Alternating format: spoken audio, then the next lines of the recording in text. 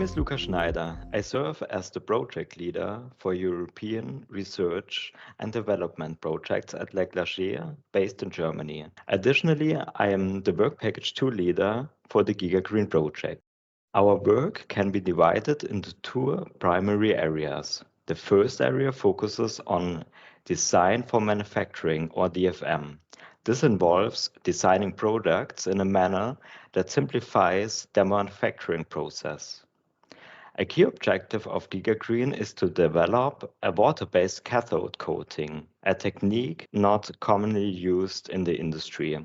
In the context of DFM, the cathode is the product that needs to be designed in such a way that it can be easily manufactured using a water-based process.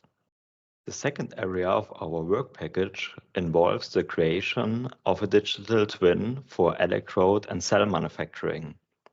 This process begins at the lab-scale manufacturing state, where we currently have a wealth of data.